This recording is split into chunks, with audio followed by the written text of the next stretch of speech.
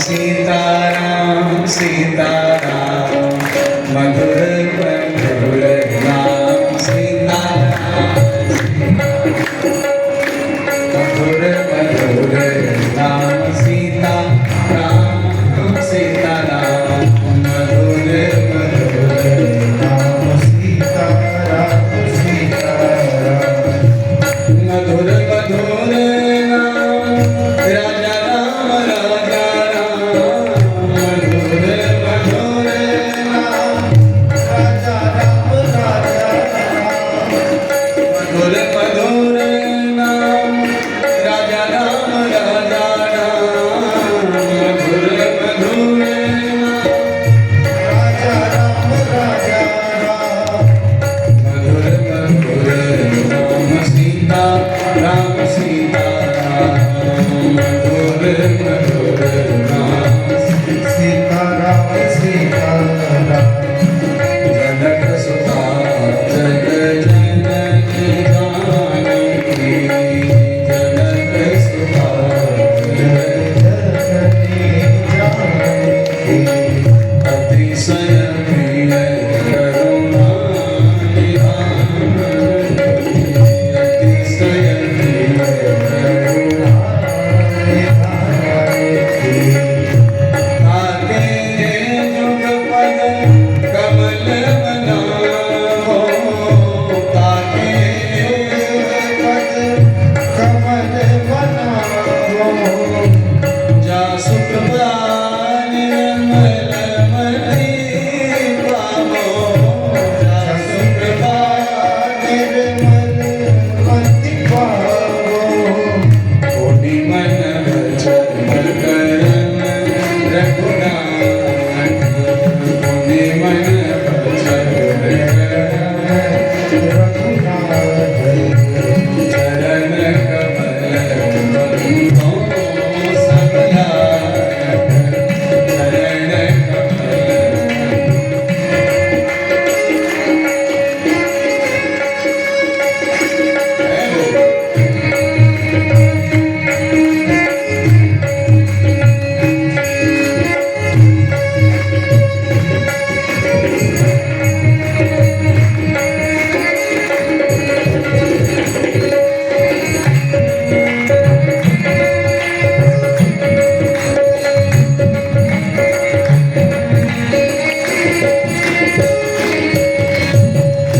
जय जय जय हनुमान गोसाई जय जय जय हनुमान गोसाई कृपा करहु गुरुदेव की नाई कृपा करहु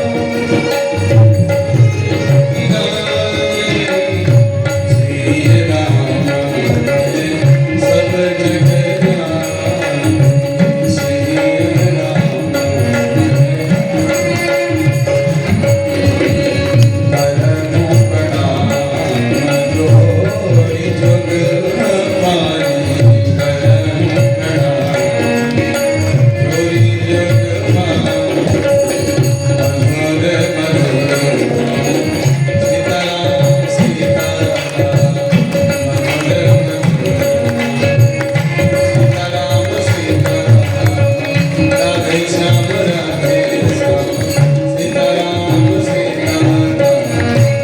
सीताराम जी महाराज जय जय श्री सीताराम बार बार बर मांगो हर्ष देव श्री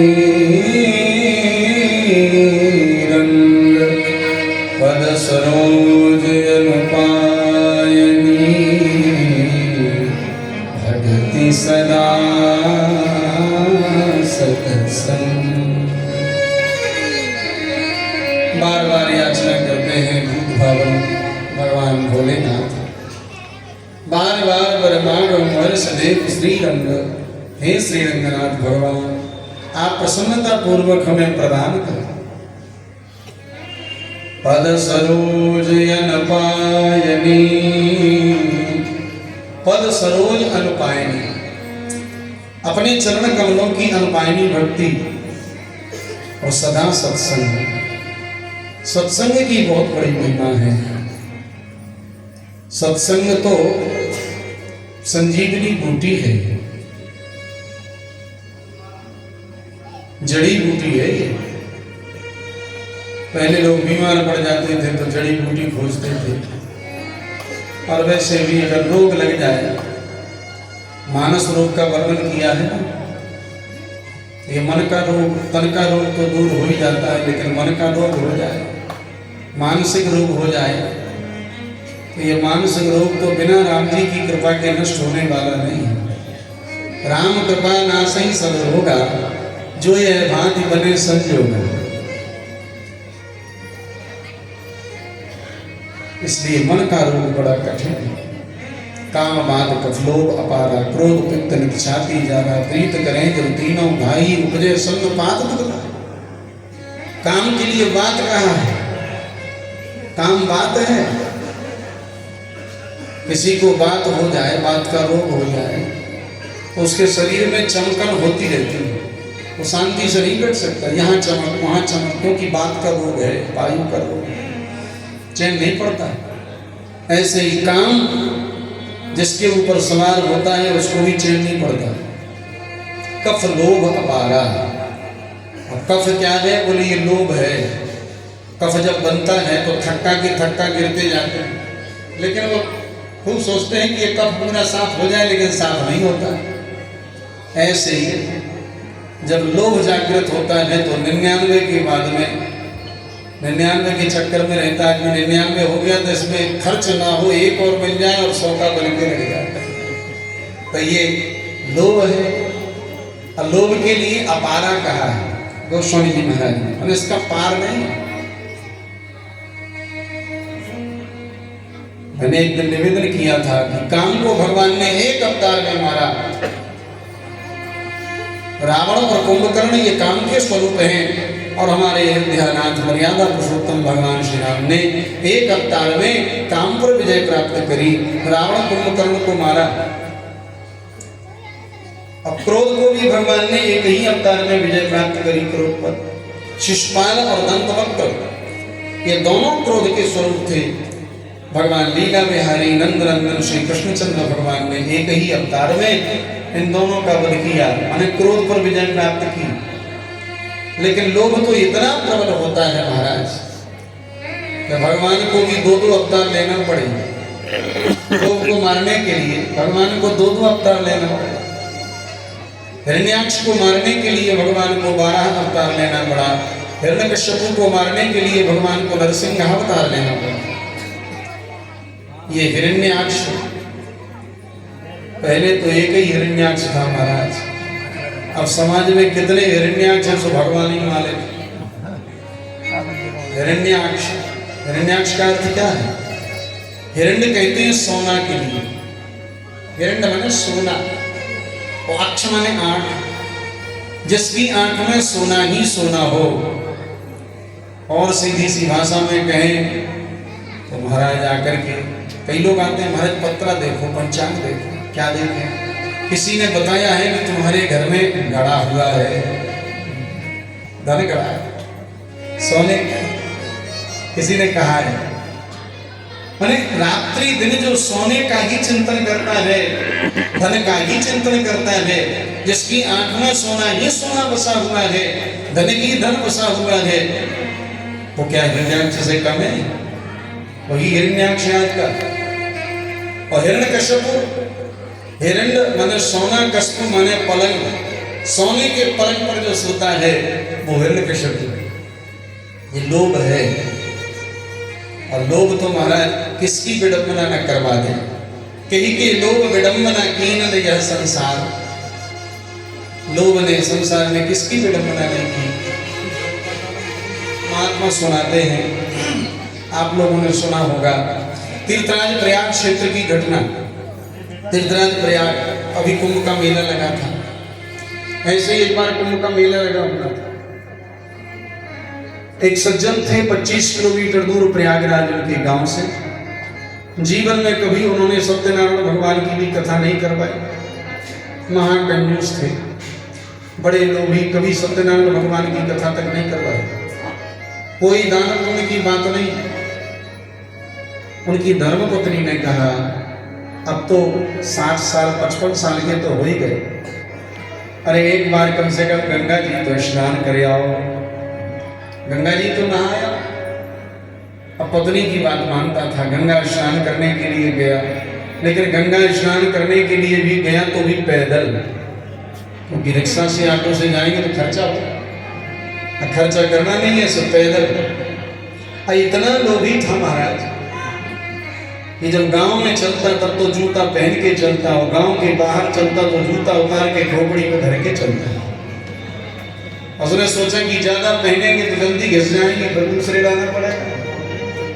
इतना अक्की चूस 25 किलोमीटर पैदल पैदल चल के गए, और वहां जाकर के देखा तो प्रयागराज में पंडा के लगे झंडा, किसी के हाथी का झंडा, किसी के पान का झंडा, पंडा के अपने अपने झंडा, और प्रयागराज के पंडा और गया के पंडा यजमान को ऐसे निचोड़ लेते हैं जैसे नींबू को निचोड़ करके उसका रस निकाल लिया जाता। जो भी हो यजमान के पास में, बल्कि लिखवाना और पड़ता है।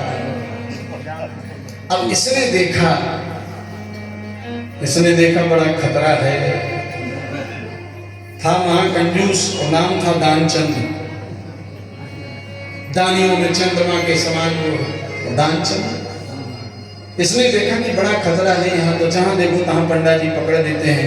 अरे हमारी धर्मपत्नी ने कहा कि अगर स्नान करके आओ, बस स्नान ही तो करना है, ऐसी कोई जगह देखते हैं जहाँ पर कोई झमेला ना हो, झगड़ा ना हो। और घाट घूमने लगा, और जैसे ही पूरी घाट पे गंगा किनारे किनारे घूमा, उसने देखा ये घाट बिल्कुल खाली है, वहाँ कोई झगड़ा नहीं। उसने कहा बिल्कुल खाली घाट मिल गया, जल्दी से कपड़ा उतारे। अब कपड़ा उतार करके जैसे उसने डुबकी लगाई तो आज भगवान को हंसी आ गई।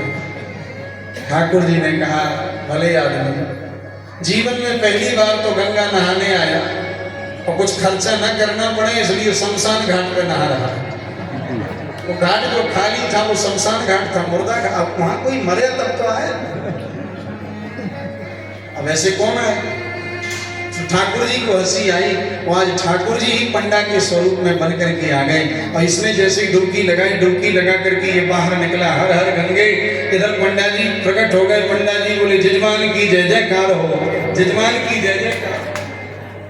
जैसे उसने देखा उसने कहा हे भगवान ये कहां से आ गया, यहाँ तो कोई नहीं था।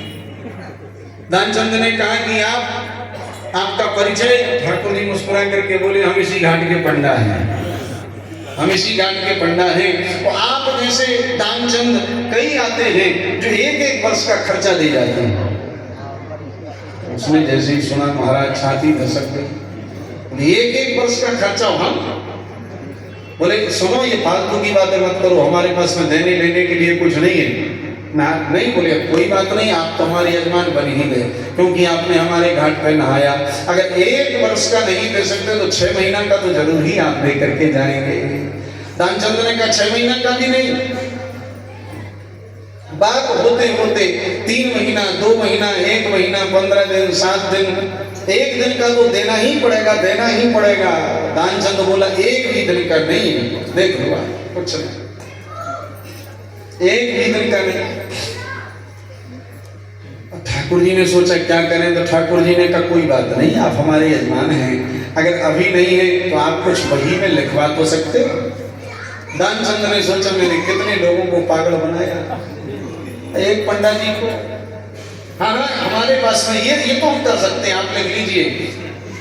क्या लिखा? बोले देखो दानचंद के नाम से एक धेला लिख लो, पुराना जमाना धेला चलते थे उस समय, एक धेला दानचंद के नाम से लिख लो।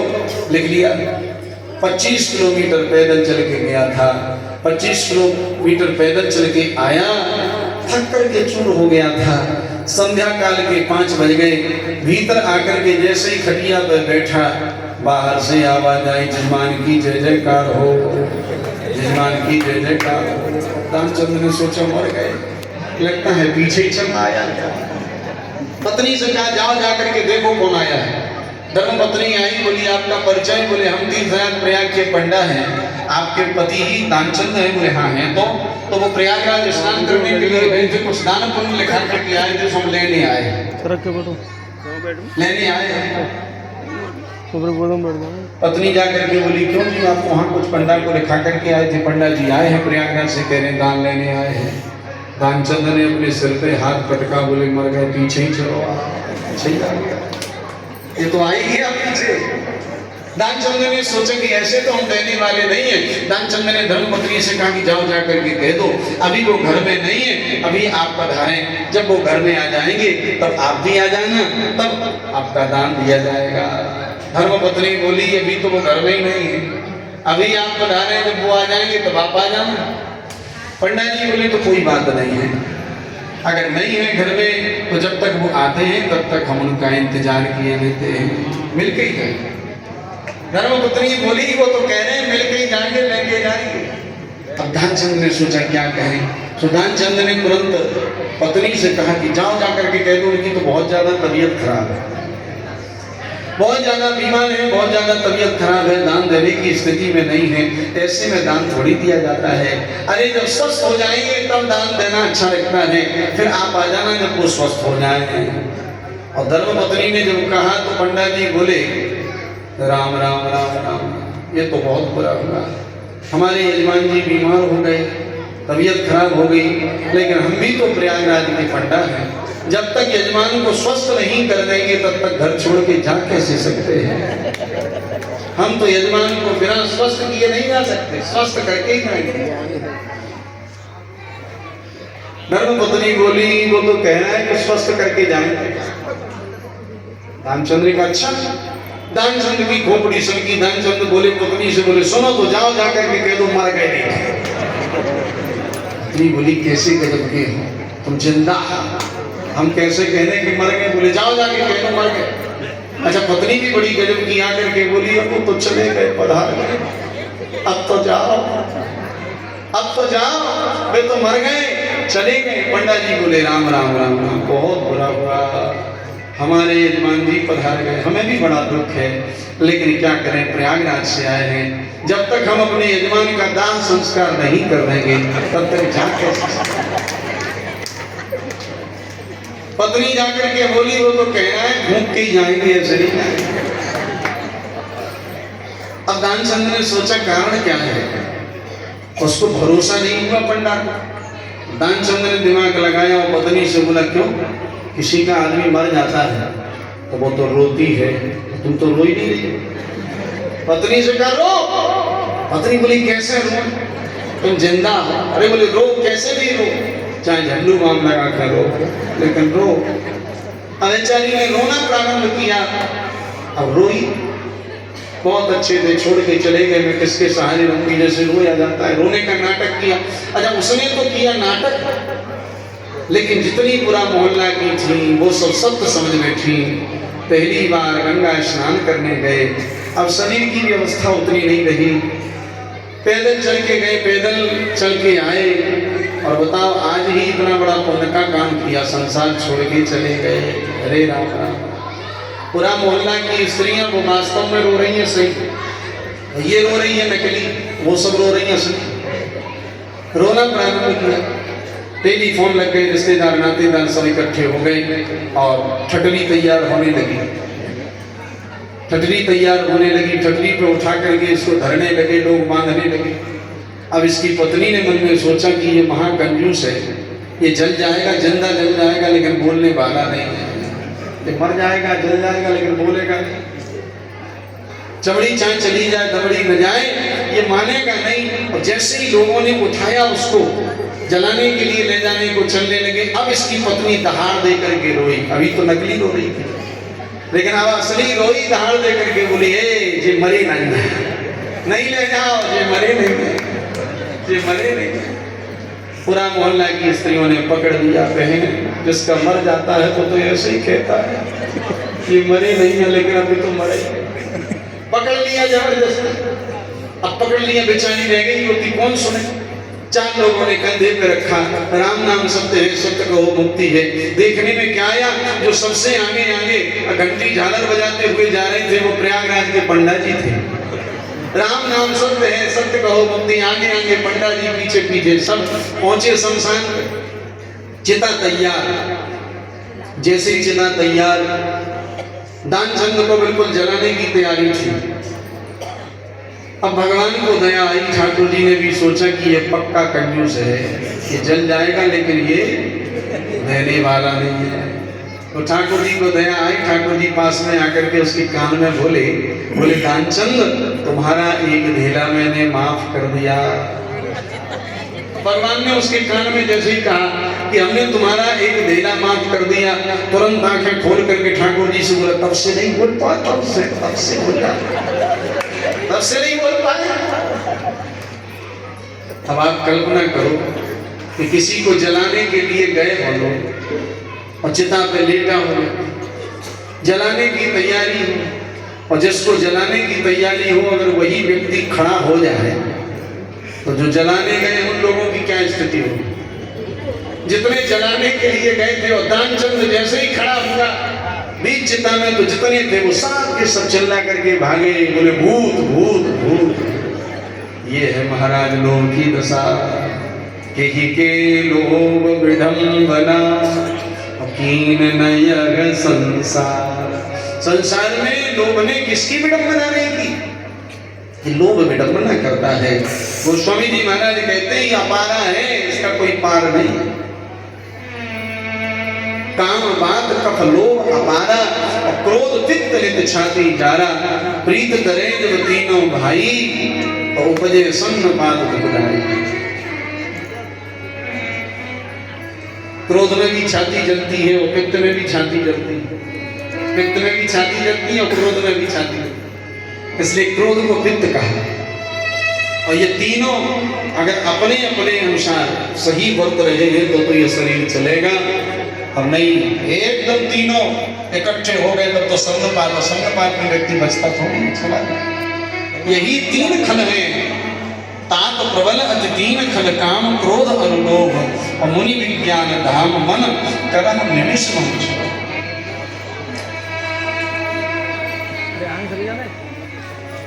क्रोध हमेशा भूत में आता है, क्रोध भूत में आता है। कोई काम बिगड़ जाए तब क्रोध आता है।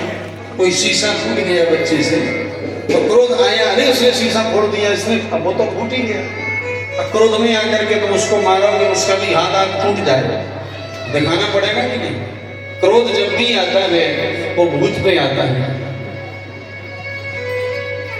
और काम जब भी आता है वो वर्तमान में आता है। व्यक्ति कामांध होता है, और जिस समय वो कामांध होता है उस समय उसे न्याय अन्याय धर्म अधर्म पाप पुण्य कुछ सूझता नहीं, ये वर्तमान में आता है। और लोभ हमेशा भविष्य के लिए होता है, इतना कमा लेंगे तो भविष्य में इतना ही काम देगा, इसलिए लोभ भविष्य के लिए होता है। इन तीनों को परिवर्तित कर देना चाहिए। संत कहते हैं जो क्रोध भूत पे आता है, जब क्रोध आने लगे तो भूत से हटा करके उसको भविष्य में जोड़ देना चाहिए। अब काम तो बिगड़ ही गया है, अगर हम इस पर क्रोध करेंगे और कहीं इसकी हानि हो गई तो फिर डबल समस्या खड़ी हो जाएगी। मैंने भविष्य की चिंता है, और जब क्रोध को भविष्य में जोड़ेंगे तो क्रोध पर काबू होगा। काम वर्तमान में आता है और उस काम के लिए हम भूतकाल से जुड़ेंगे। जब काम सवार हो तो उस समय भूतकाल से जोड़ेंगे, देखो काम के वशीभूत होकर के किन किन लोगों की हानि हुई। 10,000 वर्ष की तपस्या विश्वामित्र जी की मेहनत का अप्सरा ने एक क्षण में नष्ट कर दिया। बड़े बड़े महापुरुषों का पतन हो गया। तो भूत की जब बातें याद करेंगे भूतकाल की तो काम पर कंट्रोल हो। और